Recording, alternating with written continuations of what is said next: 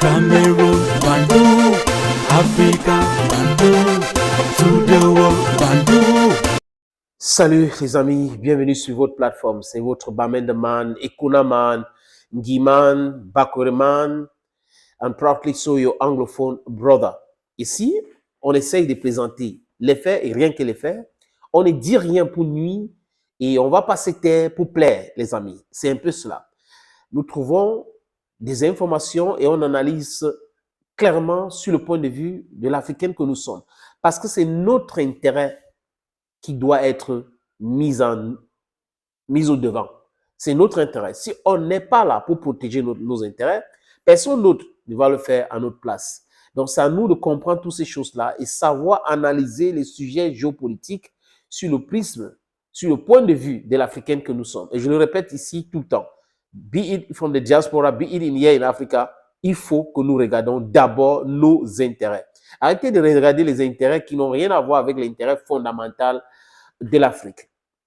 Les amis, le président Laurent Gbagbo a rencontré l'ambassadeur de la France en Côte d'Ivoire. Ils ont discuté sur beaucoup de sujets. Mais seulement, beaucoup de choses n'ont pas fuité par rapport à ce que les deux ont discuté. Mais Dieu sait, les amis, qu'il y a une tension politique en Côte d'Ivoire. Créée de toutes pièces par Jacques Chirac d'abord, Dominique de Villepin et après Nicolas Sarkozy. Tout le monde sait comment Alassane Dramane Ouattara, ou Dramatique Ouattara, si vous voulez bien les amis, a fait pour arriver au pouvoir. Quand je dis Dramatique Ouattara, c'est parce qu'il est entré en Côte d'Ivoire avec ce drame-là. Crise politique, guerre civile, rébellion. Guillaume Soro n'était pas loin. Et Guillaume Soro le dit très bien. Si on l'accuse, qui était dans l'instigateur, il était jeune étudiant. Donc vous comprenez que Monsieur Fonds monétaire international avait signé des accords avec ses amis Chirac et autres pour devenir président de la Côte d'Ivoire, pour contrôler l'Afrique de l'Ouest et donner le pouvoir à cette France impérialiste. Mais bon, les amis, ces élites-là ont confondu les époques. L'époque des 50, des 80, où on a assassiné Thomas Sankara, où on a tué Patrice Emery Lumumba, où on a tué Kwame Nkrumah, ce n'est pas l'époque d'aujourd'hui.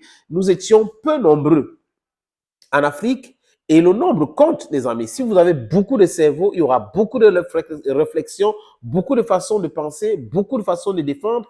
Et si nos idées convergent, c'est totalement difficile pour ceux-là de venir infiltrer et venir nous créer des problèmes. Ils ont essayé en Côte d'Ivoire, ils ont réussi, les amis. Vous savez que Laurent Gbagbo, président de la Côte d'Ivoire en 2010, en fait, Jacques Chirac ne vendait pas la chair, Laurent Gbagbo, la chair de Laurent Gbagbo, cher. Let me just put it that way. Il pensait que c'est Robert Gué qui va rester au pouvoir. Parce que quand la crise a déclenché, c'est depuis 1993.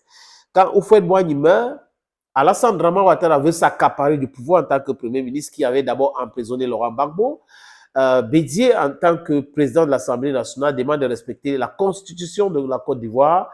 Il prend les choses en main. Alassane Ouattara entre dans la rébellion pour pouvoir déstabiliser ce pays. Et la création de l'ivoirité, qui n'était pas quelque chose de bien, mais de toute façon, c'était la politique que lui, il avait pensé, Bédier, pour exclure ceux qui n'étaient pas ivoiriens, qui prétendaient être ivoiriens jusqu'à présent, des Voltaïques qui ont dit qu'ils sont des Ivoiriens. Ce n'est pas grave. Si vous dites que vous êtes Voltaïque et vous avez pris la nationalité, vous pouvez gérer n'importe quel pays ou micro-État en Afrique parce que nous sommes un. Moi, je n'ai pas un problème de division parce que tel vient de tel pays. Mais on doit assumer. Si je viens des Kona, il faut que je vous dise que je viens des Kona, pas que je viens des Douala, je viens des Yaoundé. Non, ça n'a pas de sens. Voyez un peu, ça n'a pas de sens. OK. Quand j'ai fini de dire ça, les amis, Laurent Gbagbo bat Robert Gueye aux élections. Robert Gueye qui était le Père Noël, qui a fait un coup d'État contre Bédier, qui était applaudi par Alassane Dramane Ouattara. Les archives sont là. Il avait applaudi ces coups d'État-là. Et Gueye arrive au pouvoir, il exclut tout le monde, ou il maintient l'exclusion de tout le monde. Mais sauf Laurent Gbagbo, en pensant qu'il devait gagner les élections. Mais bon, il n'a pas gagné les élections. L'autre là, il a cédé le pouvoir à Laurent Gbagbo. Quand Laurent Gbagbo s'installe, Jacques Chirac commence avec ses complots inutiles, stupides à la limite. Laurent Gbagbo a donné beaucoup d'argent à Jacques Chirac pour l'aider, parce qu'apparemment, Bougie, qui était l'intermédiaire, il dit que Chirac adorait trop d'argent. Il demandait l'argent à Bongo, il demandait l'argent à tous les chefs d'État africains, et Laurent Gbagbo lui avait donné de l'argent. Mais il a Gbagbo trahi la Côte d'Ivoire, il a mis la Côte d'Ivoire en feu et à sang, parce que 3243 personnes sont parties entre 2010 et 2011. les amis. Entre 2000, désolé, entre 2000 et 2011, qu'est-ce que j'ai dit là? 2000, où Gbagbo gagne les élections 2001, jusqu'à 2011. Donc, à peu près 10 ans de troubles en Côte d'Ivoire. Sur le fait de la France, le fait de ces messieurs qui est un traître qu'on appelle Blaise Compaoré, le fait d'Alassane Draman Ouattara, parce que tout ce monde-là était en train de travailler pour installer le dictateur Alassane Draman Ouattara au pouvoir. D'ailleurs, il y a trop de dictateurs en Afrique centrale. Ce n'est pas, il n'est pas particulier à Alassane Draman Ouattara. Mais les jeunes sont en train de les pousser pour comprendre que le pays ne les appartient pas. Comme la Côte d'Ivoire n'appartient pas à Ouattara, le Cameroun n'appartient pas à Paul Biya, la Guinée équatoriale n'appartient pas à Obiang Nguema, le Congo n'appartient pas à Denis Sassou Nguesso. En fait, dit ça, c'est des faits. Vous ne pouvez pas, d'accord, vous substituer à l'État, à tout le monde. Non, vous êtes juste là pour travailler pour l'intérêt de tout le monde, pour travailler pour l'intérêt de l'État. Donc, il ne faut pas que vous confondiez votre petite personne à l'État. Et Alassane Draman Ouattara, il devient, je ne sais pas comment je vais dire ça, mais il terrorise l'opposition. Avec la complicité de la France, il veut écraser l'opposition. Il entre dans l'exclusion, ce qu'il avait souffert et que Gbagbo lui avait aidé à prendre part aux élections. Mais lui continue dans l'exclusion en pensant qu'il a fait un mandat, 2 mandats, 3, il va faire 4 mandats, il va peut-être faire 5e mandat. Mais quand vous commencez quelque chose mal, au milieu, vous n'arrivez pas à arranger, vous continuez toujours mal. À la fin, ça va finir toujours mal. C'est un peu cela. Donc, la rencontre entre le président Laurent Gbagbo, certainement, c'est pour dire à la France qui soutienne la politique dévastatrice d'Alassane Ouattara, la terreur d'Alassane Ouattara, de lui dire clairement qu'il n'est pas question de continuer comme ça et qu'il ira aux élections et qu'il faut que le playing ground soit clair, level for every single individual. Guillaume Soro a le droit, Charles Blé Goudé a le droit, Simon Bagbo a le droit, Tiam, je ne sais pas comment, j'espère qu'il ne coche pas son nom, il a le droit.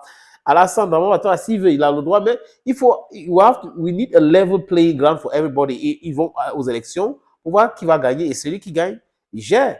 Vous voyez un peu. Donc, Laurent Gbagbo, certainement, a discuté de tout cela avec l'ambassadeur de la France en Côte d'Ivoire. Et aussi, il a promis, Laurent Gbagbo, que les personnes qui n'avaient pas été indemnisées, parce que sur les 3243 personnes tuées, les familles sont là, concernant cette crise en Côte d'Ivoire, d'abord la rébellion et crise post-électorale, on avait indemnisé à peu près 90% à l'auteur de 1500 €, dont à peu près 1 million qu'on avait donné à ces familles-là dans le processus de réconciliation comme en Afrique du Sud, quand ils ont appelé à l'époque en Côte d'Ivoire Yako, donc pardon.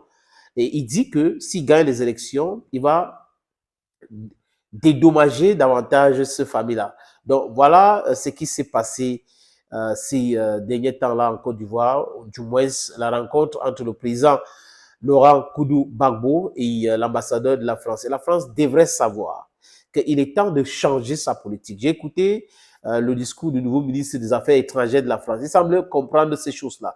Il faut changer le paradigme. Il faut changer le partenariat ou la façon de traiter les Africaines parce que sinon, les derniers intérêts de la France seront mis hors jeu. Donc, la France n'a pas intérêt à continuer à traiter les Africaines comme des bébés. Nous, on veut travailler avec tout le monde. On veut le partenariat économique avec tout le monde. Mais seulement, il ne faut pas que les gens viennent parler aux Africains comme s'ils étaient les parrains des Africains, comme s'ils étaient des matères ou des patères des Africains. Ils utilisent le terme qu'on utilise au quartier des amis. Il faut respecter les Africains. Nous sommes suffisamment grands pour savoir où sont nos intérêts. C'est important. Vous devrez arrêter d'imposer des choses aux Africains. Thank you, friends, and bye-bye.